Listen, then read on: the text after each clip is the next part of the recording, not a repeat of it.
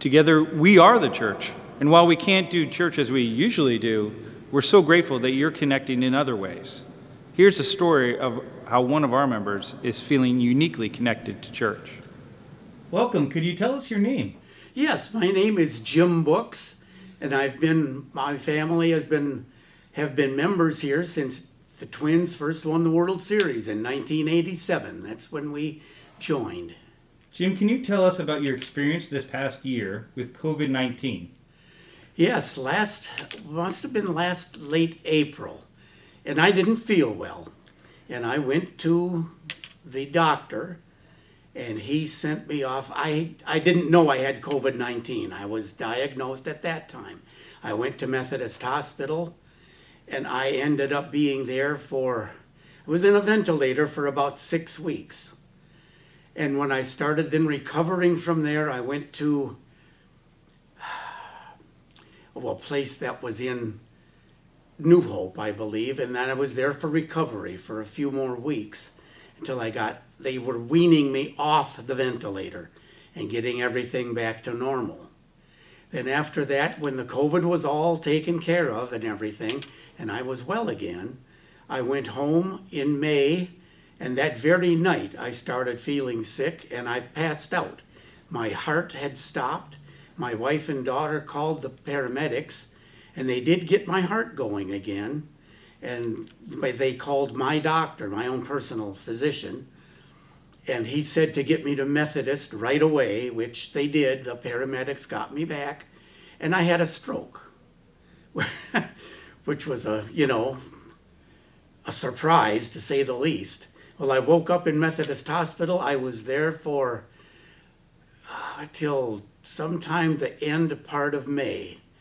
And then I went to the Hopkins Wellness Center, and I was there for 59 days in recovery. When I first got there, I could not sit. I had tremors in my hands. I couldn't even sit up alone without assistance. So that was a way. I couldn't talk. I had speech therapy and physical therapy and the whole bit. And finally I started coming around little by little, and I needed a wheelchair for quite some time. Then I graduated to a walker, and now I don't always need a cane, but if I'm going to walk any distance, I use a cane. And now I'm getting back to being self-sufficient again. I don't use the wheelchair or the walker anymore. I was even out with a snowblower a couple of weeks ago. Wow. But that's a nice, steady, sturdy thing to hang on to. I had less problem with that than just with plain walking. A Minnesotan knows they're back when they can use a snowblower. So how has the church been present for you during this time?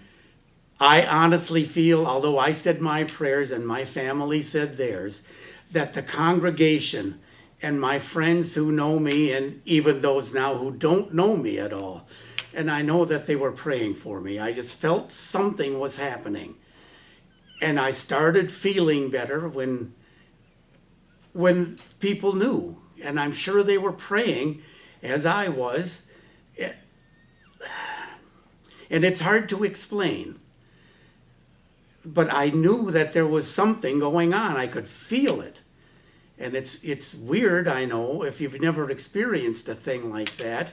And I'm quite sure I had a near-death experience because in the ventilator, everything in me shut down.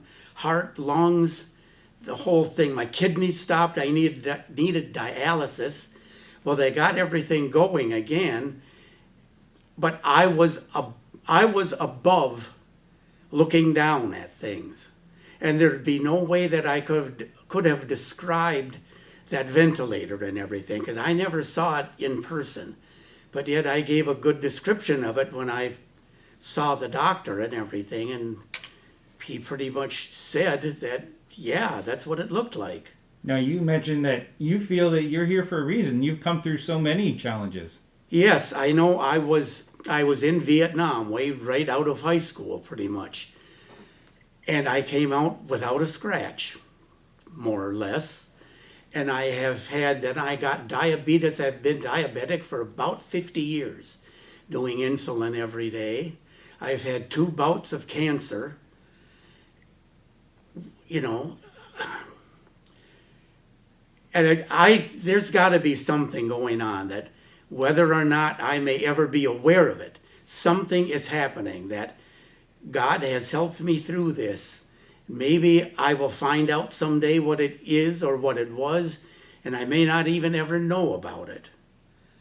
Well, we thank you for being a part of the church. I thank this entire congregation for accepting me in their hearts and prayers. I know that made a difference. Amen. Thank you, Jim. Thank you.